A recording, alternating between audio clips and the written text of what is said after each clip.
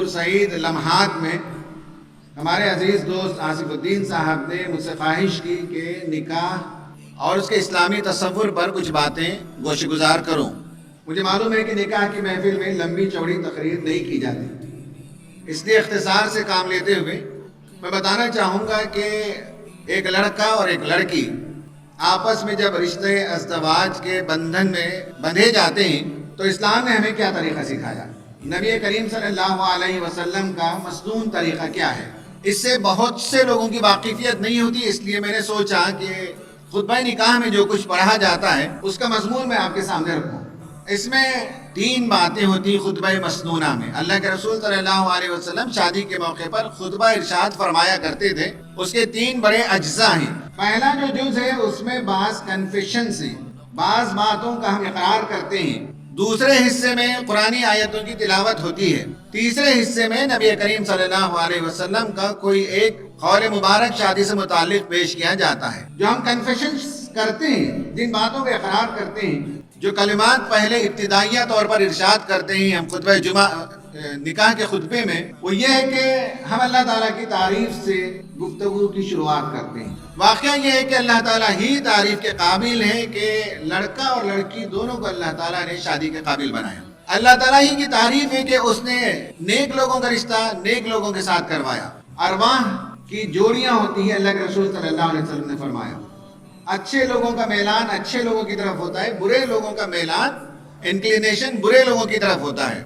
لوگ mind set کے حساب سے، فکری اعتبار سے اور روحانی اعتبار سے گروپڈ کر دیے گئیں اور ان کا رجحان اسی جانب ہوتا ہے۔ تو اس لیے ہم اللہ کا شکر ادا کرتے ہیں کہ آج انہیں نکاح کے لائق لڑکا اور لڑکی کو بنایا اور میلان پیدا فرمایا ایک دوسرے کے لیے۔ اس کے بعد اللہ تعالیٰ سے استعانت طلب کرتے ہیں کہ اس کی مدد کے بغیر یہ نکاح کامیاب نہیں ہو سکتا۔ دنیا کا کوئی کام کامیاب نہیں ہو سکتا اللہ تعالیٰ کی مدد کے بغیر، اس لیے ہم اس سے استعانت طلب کرتے ہیں، مدد طلب کرتے ہیں۔ اس کے بعد تیسرے نمبر پر ہم اللہ تعالیٰ سے استغفار کرتے ہیں۔ ہم سب بندے ہیں، ہم سے گناہوں کا صدور ہوتے رہتا ہے، کوئی اپنی معصومیت کا دعوے دار نہیں ہے۔ ایک مبارک موقع پر دولہا دلہن کے رشتہ دار یہ دعا دل میں کرتے ہیں اور ہم اس زبان میں، ہم اپنی زبان میں اس کلمے کو ادا کرتے ہیں کہ اے پروردگار ہم اب تجھ سے معافی چاہتے ہیں، جو غلطیاں ہم سے ہو گئی ہمیں استغفار کرتے ہیں۔ دیکھیں نکاح کی مبارک محفل میں اس طرح سے ہمیں تعلیم دی گئی کہ دل کو پاک صاف کر لیا جائے۔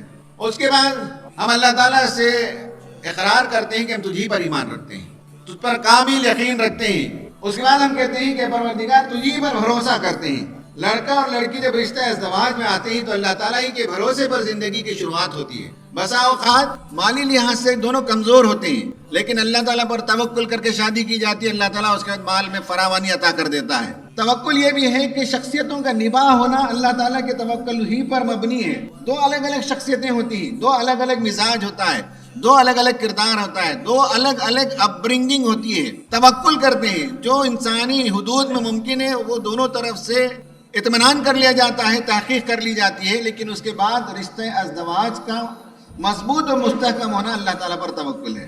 فَإِذَا عَزَمْتَ فَتَوَكَّلْ عَلَى اللَّهِ، غور و فکر اور سوچ بچار اور مشورے کے بعد جب تم کسی چیز کے لیے عزم کر لو تو اس کے بعد اللہ پر توکل کرو۔ تو ہم کہتے ہیں کہ پروردگار تجھی پر ہم توکل کرتے ہیں اس رشتہ ازدواج کی کامیابی کے لیے۔ بہت خصوصی بات یہ ہے کہ ہر انسان کا نفس برائی پر آمادہ کرتا ہے، تو آج کے دن یہ دعا کرتے ہیں وَنَعُوذُ بِاللَّهِ مِن شُرُورِ أَنفُسِنَا وَمِن سَيِّئَاتِ أَعْمَالِنَا، ہمارے نفس کی شرارتوں سے پروردگار آج کے اس مبارک محفل کو محفوظ رکھ۔ نفس کی شرارتیں ہی ہوتی ہیں جسے ہم عام زبان میں ایگو کہتے ہیں، لڑائیاں اور جھگڑے اسی کی وجہ سے ہوتی ہیں، نفس کی شرارتیں ہوتی ہیں، نفس کا تکبر ہوتا ہے، نفس کے اندر بہت سی خباثتیں ہوتی ہیں جس کے نتیجے میں آپ نے دیکھا کہ خود شادی گھروں میں بھی پرابلمز کریٹ ہو جاتے ہیں۔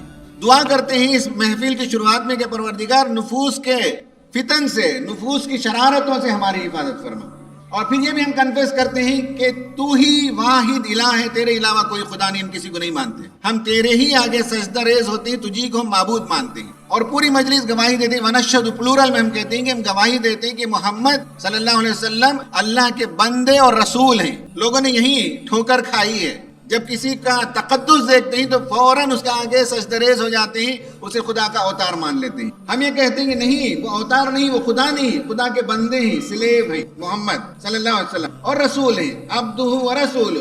یہ کنفیشنز ہوتا ہے، یہ اقرار ہوتا ہے پہلے۔ اب اس کے بعد 4 آیتیں پڑھی جاتی ہیں قرآن کی 3 سورتوں سے. اس کو سمجھ لیجئے, بہت ہی انٹرسٹنگ ہے کہ اللہ کے رسول صلی اللہ علیہ وسلم نے شادی کے خطبے میں 4 آیتوں کا کیوں انتخاب کیا. پہلی آیت سورہ نساء سے پڑھی جاتی ہے جس میں یہ بتایا گیا کہ اللہ تعالیٰ نے ایک نفس کو پیدا کیا, اس نفس سے اس کا جوڑا بنایا, پھر ان دونوں جوڑے سے اللہ تعالیٰ نے خلق کثیر کو پیدا کیا, مرد اور عورتوں کو پیدا کیا. گویا دلہا کو اور اس کے توسط سے سارے لوگوں کو یہ بات یاد دلائی جاتی ہے کہ اللہ تعالیٰ کا ایک منصوبہ ہے اور اللہ تعالیٰ نسل انسانی کو پھیلانا چاہتا ہے, اور اس کا منصوبہ جب تک ہے قیامت تک, تب تک یہ نسل انسانی پھیلتی رہے گی. اور نسل انسانی کو پھیلنے کا واحد ذریعہ نکاح ہے, اس کے علاوہ کوئی اور ذریعہ نہیں ہے. تو نکاح کے وقت پرپز اب نکاح بیان کیا جاتا ہے اور یہ بتایا جاتا ہے کہ یہ نکاح اس لیے ہو رہا ہے, دولہے کو یاد دلایا جاتا ہے, دولہے کے توسط سے ہم سب کو یاد دلایا جاتا ہے کہ نکاح کا مقصد نسل انسانی کی بڑھوتری ہے. سیکس از فار پروکریشن, اور ویسٹ کے پاس سیکس از فار ریکریشن. جنسی عمل ان کے پاس صرف لطف اندوزی کا سامان ہے, اور اسلام میں لطف اندوزی کے ساتھ بنی نوع انسانی کے تسلسل کا ذریعہ ہے. اس کے پہلی آیت میں یاد دلایا جا رہا ہے کہ جس رشتے میں تم بندھے جا رہے ہو اس کے پرپس کو سمجھ لو. نمبر 2 یہ ہے کہ سورہ آل عمران سے ایک آیت پڑھی جاتی ہے, اس میں اس نکاح کی لانجیویٹی, جب کوئی میڈیسن لیتے ہیں تو آپ کو معلوم ہوتا ہے ایکسپائری ڈیٹ کب تک ہے, 2 سال 3 سال 4 سال, کوئی بھی چیز آپ لیتے ہیں, یہ نکاح کب تک چلے گا. کہا کہ یہ نکاح چلے گا تادم حیات. اگر تم تقوی پر قائم رہو تو موت تک تمہاری زندگی اچھی رہے گی, اور موت تک یہ نکاح کا رشتہ باقی رہے گا. یہ کوئی ٹیمپرری رشتہ نہیں ہے, یہ کوئی ایسا نہیں ہے کہ جسے اکثر لوگ کہتے ہیں کہ ایک ایگریمنٹ ہے. ایگریمنٹ ہے ضرور, لیکن یہ بزنس ایگریمنٹ نہیں ہے کہ جب تک چاہے ہم بزنس کا معاہدہ باقی رکھیں, جب چاہے معاہدہ توڑ دیں. نہیں, تادم حیات اس رشتے کو نبھایا جائے. یہ دوسری بات ہے سورہ آل عمران کی آیت سے. تیسری بات یہ ہے کہ اس رشتے کی کامیابی کی کنجی کیا ہے, نکاح کی کامیابی کی کلید کیا ہے. تیسری جگہ سے 2 آیتیں پڑھی جاتی ہیں سورہ احزاب سے. ان آیتوں میں یہ بتایا گیا کہ اس رشتے کی کامیابی کی کلید ہے زبان کو درست رکھنا. زبان درست رکھو تو رشتہ درست رہے گا. زبان کے اندر خرابی آئے گی تو رشتے کے اندر درار آئے گا. میاں بیوی کے رشتے میں صبح شام باتیں ہوتی رہتی ہیں. زندگی کے بہت سے معاملات میں رائیوں کا اختلاف ہوتا ہے, کیونکہ مختلف شخصیتیں ہیں, تربیت مختلف ہے, سوچ مختلف ہے, لیکن ان دونوں کے درمیان جب بھی گفتگو ہو, اگر زبان کو درست رکھیں, اپرائٹ رکھیں, کمیونیکیشن کو پازیٹیو رکھیں, کمپلیمنٹری ٹرانزیکشن کریں, تب یہ رشتہ باقی رہتا ہے. جب زبان کو غلط طور پر استعمال کیا جائے, تانے دیے جائیں, طنز کیے جائیں, جھوٹ بولی جائے, گالم گلوچ پر لوگ اتر آتے ہیں, زبان کا جب غلط استعمال کرتے ہیں تو رشتے کے اندر دراڑ پیدا ہوتا ہے, کریک پیدا ہوتا ہے. اس کو کہتے ہیں کراسڈ ٹرانزیکشن. اس نے ایک بات کہی, ہم نے ایک بات کہی, ان دونوں باتوں کے ذریعے سے راستہ کھلا نہیں, راستہ بند ہوتا ہے. جذبات میں ہم آہنگی نہیں آئی, جذبات میں اور جو ہیجان پیدا ہو جاتا ہے. باتوں کے ذریعے سے جذبات میں ہیجان پیدا ہوتا ہے, رشتے میں خرابی آتی ہے. اس کو کراس ٹرانزیکشن کہتے ہیں. کمپلیمنٹری ٹرانزیکشن یہ ہے وَقُولُوا قَوْلًا سَدِيدًا, سیدھی بات کہو, سچی بات کہو, درست بات کہو, نادرست بات, نازیبا بات, غلط بات نہ کرو. یہ بات آپ کو میں یاد دلا دوں, جو لوگ علم سے دلچسپی رکھتے ہیں, سورہ احزاب کے آخر میں یہ آیت آئی ہے, اور سورہ احزاب میں بتایا گیا کہ بنی اسرائیل نے اپنے رسول کو زبان کے ذریعے سے کیسی کیسی تکلیفیں دی. تم ایسے نہ بنو بنی اسرائیل کی طرح. حضرت موسیٰ علیہ السلام کے دل کو انہوں نے چھید کر دیا, چھلنی کر دیا, ہر وقت جملے کستے تھے رسول کے لیے. اس لیے اس پوری سورت کے اختتام میں یہ بات آئی کہ تمہارا رویہ بنی اسرائیل کی طرح نہ ہو کہ بے دریغ خینچی کی طرح زبان کو چلاؤ. زبان کو درست رکھو تو رشتہ درست رہے گا. یہ 3 آیتیں پڑھ کر دولہا اور دلہن کو, دولہے اور دلہن کے رشتہ داروں کو, ابھی جو لوگ شادی کے لائق ہیں ان کو, جن کی شادیاں ہو گئی, جو پے در پہ غلطی کرتی ان کو نصیحت کی جاتی ہے کہ شادی کے پرپس کو یاد رکھو, شادی کب تک چلے گی اس کو یاد رکھو, اور یہ شادی کا رشتہ درست رہنے کی کلید کیا ہے, کی فار سکسس کیا ہے, یہ یاد رکھو, ان کو یاد دلایا جاتا ہے. اس کے بعد تیسرے پارٹ میں ہم آتے ہیں تو تیسرے پارٹ میں حدیث پڑھی جاتی ہے. آیتوں میں جو بات بیان کی گئی ہے 4 مرتبہ تقوی اختیار کرنے کی تاکید ہے. یا ایھا الناس اتقوا ربکم, یا ایھا الذین آمنوا اتقوا اللہ.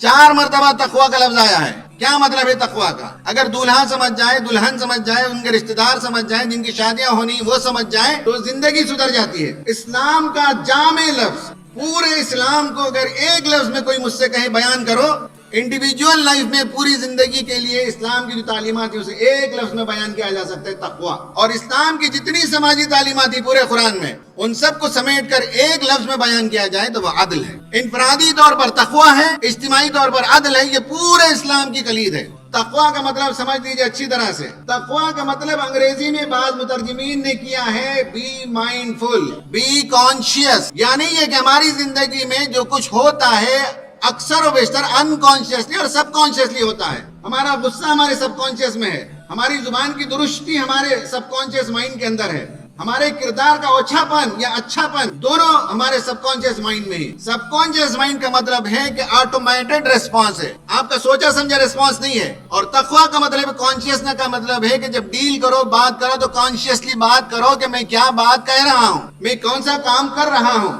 कॉन्शियसनेस, माइंडफुलनेस, तकवा का तर्जुमा अंग्रेजी मुतरजिमीन ने ये किया है, यानी शऊर की जिंदगी बसर करो, खुदा आगही की जिंदगी बसर करो। तर्जुमा उर्दू में आगही भी किया है। खुदा आगही, खुदा को सामने हाजिर और नाजिर रखना, खुदा के सामने लौटना है याद रखना। इस आगही के साथ जिंदगी बसर करने का नाम तकवा है। इसलिए 4 मरतबा कहा गया आगही इख्तियार करो, be conscious, be conscious, be mindful. ये कुरान की आयतों का निचोड़ है। हदीस पढ़ी जाती है और उसके बाद मैं अपनी गुफ्तगू खत्म करूंगा एक नफ्सियाती पहलू पर। हदीस में कई हदीसें पढ़ी जाती हैं। एक हदीस मैं आपको सुनाता हूँ। अभी ब्रदर आसिफुद्दीन साहब ने मुझे बताया और मुझे बड़ी खुशी हुई। मुझे ये पहली बार मालूम हुआ कि यहाँ निकाह मस्जिद में होना एक बहुत बड़ी अलामत है सादगी की। बाज़ जगह तो निकाह मस्जिद ही में होता है, लेकिन यहाँ शायद और जगह भी निकाह होते हैं। बेंगलुरु में भी निकाह शादी महल में भी होते हैं, मस्जिद में भी होते हैं। लेकिन मस्जिद में शादी करने के लोग पसंद करते हैं, इसलिए कि एक दीनी माहौल होता है, नमाज के लिए लोग जमा होते हैं, पाकी और तहारत के साथ आते हैं, दुआ होती है, सब बंदगाने खुदा की, अल्लाह की रहमतें होती हैं, फरिश्ते आते हैं मस्जिद में।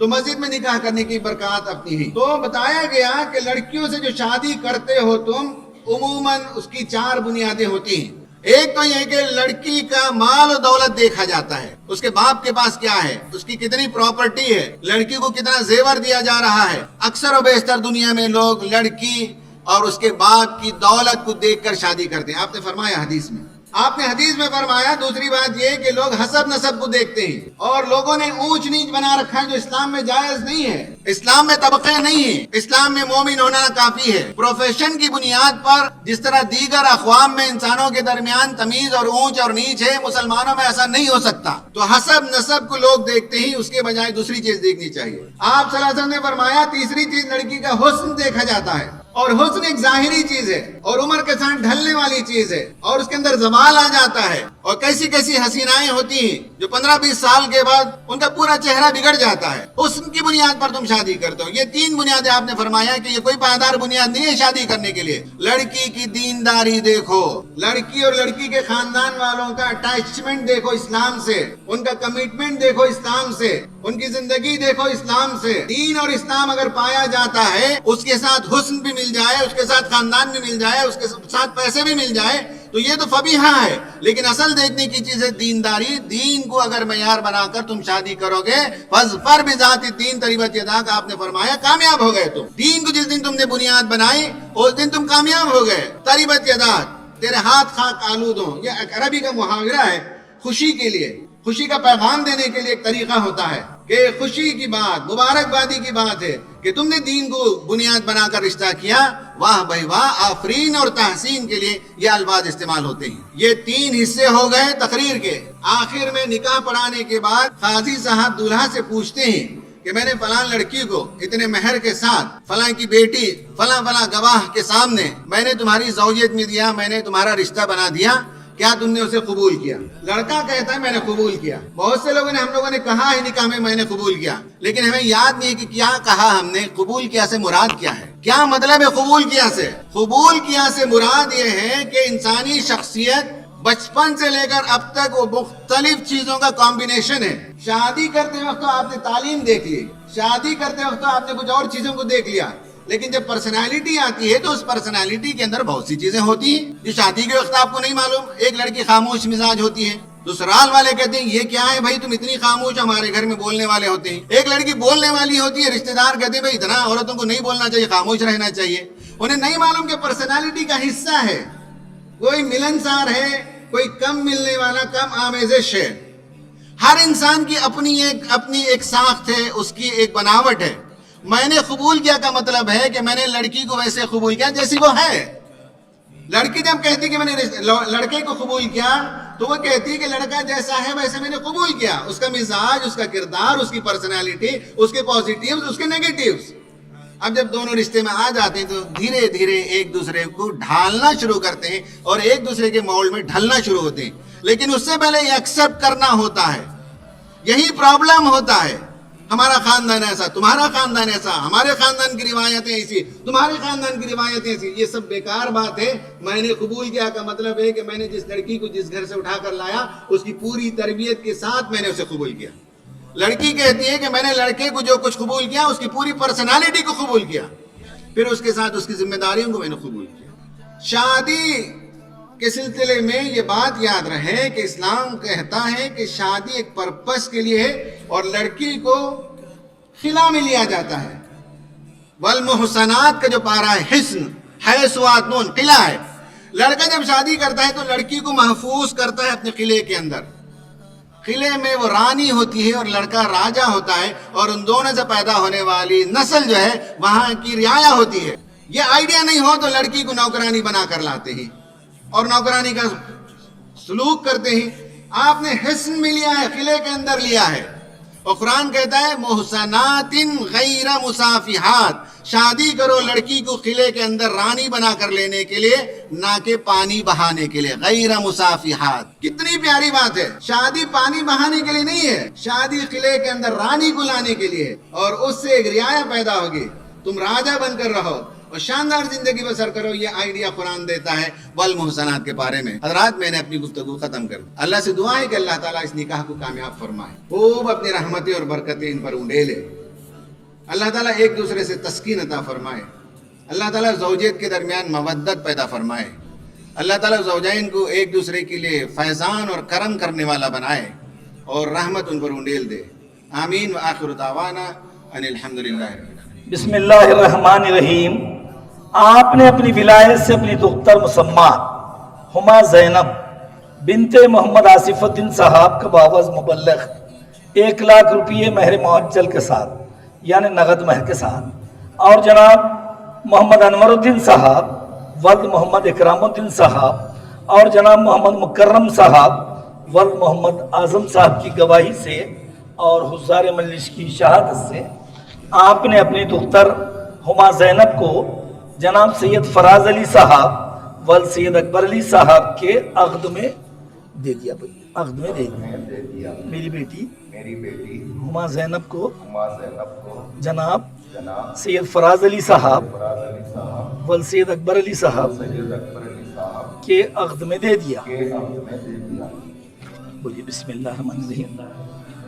الحمدللہ میں نے اس کو قبول کیا اور چاہا 1,00,000 روپیے نقد مہر کے ساتھ 2 گواہن کے گواہی سے اور حضار مجلس کی شہادت سے قبول کرتا ہوں اور چاہتا ہوں. الحمدللہ رب العالمین.